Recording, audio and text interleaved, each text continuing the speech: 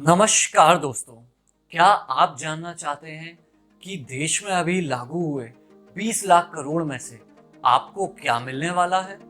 क्या आप जानना चाहते हैं कि एक एमएसएमई क्या होता है?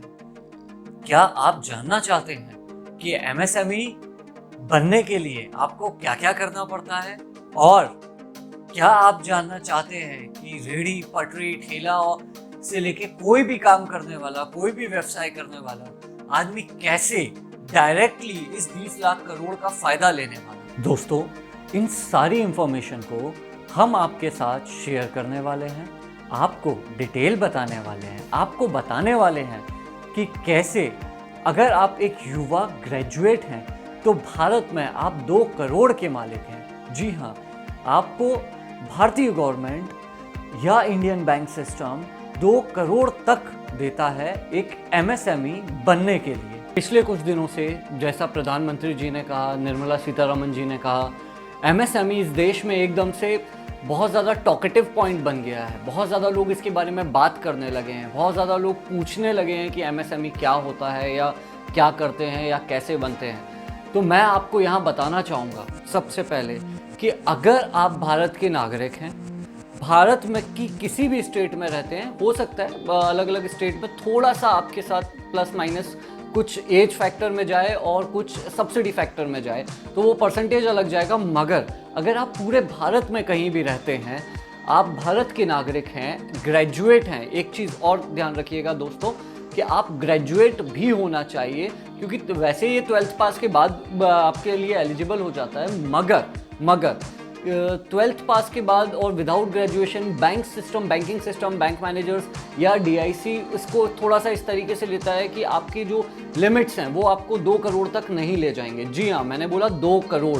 जी दोस्तों, अगर आप ग्रेजुएट हैं तो आप इस देश में 2 करोड़ के मालिक हैं। क्या 2 करोड़? जी, 2 करोड़ के मालिक हैं दोस्तों। और यहाँ आपको समझने की ज़रूरत है कि जहाँ आपके ऊपर आपके पेरेंट्स शायद भरोसा ना करें, आपके दोस्त शायद भरोसा ना करें, आपके रिलेटिव्स शायद भरोसा ना करें, आपके आसपास की सराउंडिंग शायद ये बोले कि आप कोई काम नहीं कर सकते, मगर अगर आप प्रॉपर प्रोजेक्ट रिपोर्ट बनाएंगे, प्रॉपर डॉक्यूमेंटेशन सबमिट करेंगे, उसके बाद आपका आइडिया, आपको पता होगा कि आपको क्या करना है, कैसे करना है, कहाँ से करना है, workforce, man power, machinery, production और इनसे रिलेटेड लगभग सभी चीज़ें, तो बैंक आपके साथ हैंड होल्ड करने के लिए खड़ा हो जाता है। जी हाँ, आप पहले डीआईसी में अप्लाई करते हैं, डीआईसी के बाद वो बैंक में जाता है, डीआईसी और बैंक आपके हैंड होल्ड कर लेते हैं, एमएसएमई डिपार्टमेंट आपके लोन सैंक्शन होने के बाद आपके साथ खड़ा हो जाता है। दोस्तों, सरकार आपको वो हर मौका मुहैया करा रही है जिससे आप अपने देश का नाम आगे बढ़ा सकते हैं, अपने गांव का नाम आगे बढ़ा सकते हैं, अपने ज़िले का नाम आगे बढ़ा सकते हैं, अपने शहर का नाम आगे बढ़ा सकते हैं, अपनी स्टेट का नाम आगे बढ़ा सकते हैं। फिर भी अगर कुछ बच जाए तो अपने परिवार का नाम भी आगे बढ़ा सकते हैं दोस्तों। मगर इस सब के लिए आपको सबसे पहले खुद पे विश्वास करना होगा, अपने अंदर झांक के देखना होगा, खुद से ये सवाल पूछने होंगे कि कल जब मेरे को ये पैसा मिल जाएगा, मुझे ये लोन मिल जाएगा, मैं एमएसएमई में आ जाऊंगा, मेरी फैक्ट्री लग जाएगी, उसके बाद क्या मैं काम करूंगा? क्या मैं उस पैसे का करूंगा क्या? मैं उस काम को चलाऊंगा कैसे? मैं चीज़ों को आगे बढ़ाऊंगा कैसे? और मैं कौन सा प्रोडक्ट बनाना चाहता हूं? मैं किस क्वालिटी का प्रोडक्ट बनाना चाहता हूं? ये सब डिसीजन दोस्तों आप ही को लेने हैं। दोस्तों, प्रोडक्ट चूज करने से पहले, इस सेक्टर में आने से पहले, इस सेगमेंट में घुसने से पहले आपको ये खुद से समझना पड़ेगा कि आपके ज़िले में, आपके स्टेट में किन किन चीज़ों का रॉ मटेरियल ईजिली अवेलेबल है। क्योंकि जो सबसे बड़ा फैक्ट्री चलाने का या फैक्ट्री रन करने का जो प्रोसीजर है, उसमें रॉ मटेरियल सबसे इम्पॉर्टेंट रोल प्ले करता है। तो वो रॉ मटेरियल क्या आपके आसपास अवेलेबल है? दूसरा, क्या आपके प्लांट को चलाने वाली मशीनरी आपके आसपास अवेलेबल है? मशीनरी फिर भी कोई दिक्कत नहीं दोस्तों, वो हम आपको कहीं से भी लाके प्रोवाइड करा सकते हैं, आप भी ले सकते हैं, कुछ ऐसी दिक्कत नहीं आती। मगर तीसरा, क्या वो वर्कर्स मेरे आसपास हैं? अगर मेरे आसपास नहीं है तो वो मुझे कहाँ से मिलेंगे? उसके बाद अगर वो मिल गए तो उनके साथ साथ क्या क्या चीज़ें मुझे लगने वाली हैं? इसके अलावा एक और चीज़ ध्यान रखनी पड़ती है दोस्तों कि वो वर्कर्स के साथ साथ आपको अपने लोकल लेवल पे भी, मतलब आपके आसपास रहने वाले कुछ लोगों को भी ट्रेंड करना पड़ता है दोस्तों। तो इतनी सारी चीज़ों के लिए क्या आप तैयार हैं?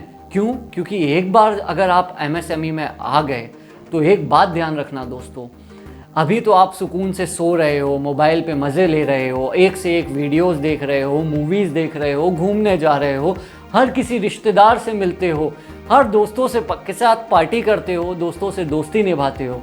मगर जब आप एक बार इस सेगमेंट में आ जाते हो तो आपका पर्सनल टाइम ख़त्म हो जाता है।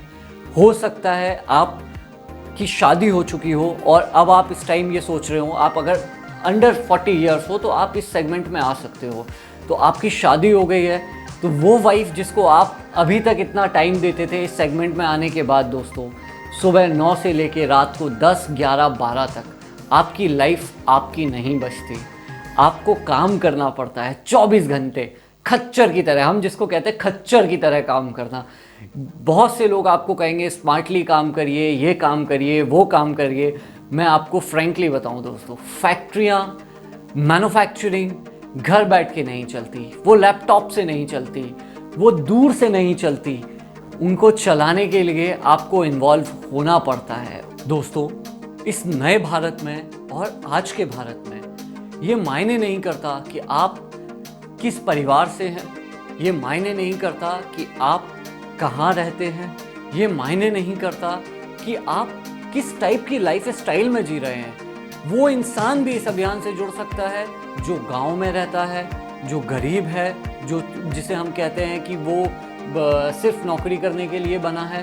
तो नहीं, अगर इसमें आपको समझना पड़ेगा कि आप इस काबिल खुद को समझते हैं या नहीं, कि आप कुछ युवाओं को रोज़गार दे सकते हैं, कि आप एक फैक्ट्री चला सकते हैं, या आप एक इंडस्ट्री चला सकते हैं, या आप 50 से 100 लोग, 20 से 100, 200, 500 लोगों को रोज़गार दे सकते हैं। दोस्तों, ये जो आत्मनिर्भर बनने का अभियान इस देश में एक जो नया अभियान शुरू हुआ है, मुझे लगता है ये कुंभ है हमारे देश के लिए। जैसे हम कुंभ के मेले में जाते थे ना, बस वैसा ही ये कुंभ है इस देश को सेल्फ डिपेंडेंट बनाने का, इस देश के ज़्यादा से ज़्यादा यंगस्टर्स को, युवाओं को, आपके मेरे जैसे लोगों को आत्मनिर्भर बनाने का। इसीलिए हम ये YouTube चैनल लेके आए हैं आपके लिए, माय अर्थ 2020। आप हमारे साथ जुड़ के अपनी फाइलिंग प्रोसेस, अपना लोन प्रोसेस, अपनी हर वो चीज़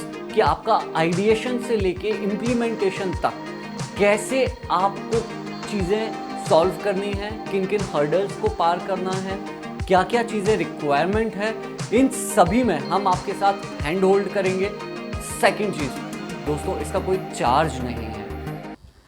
तो दोस्तों, हमारा ये YouTube चैनल सब्सक्राइब करें और बेल आइकन ज़रूर दबाएं ताकि आपको नए नए नोटिफिकेशन मिलते रहें। साथ ही ज़्यादा से ज़्यादा इस वीडियो को शेयर करें और कमेंट करें कि आपको ये वीडियो कैसा लगा। थैंक यू दोस्तों।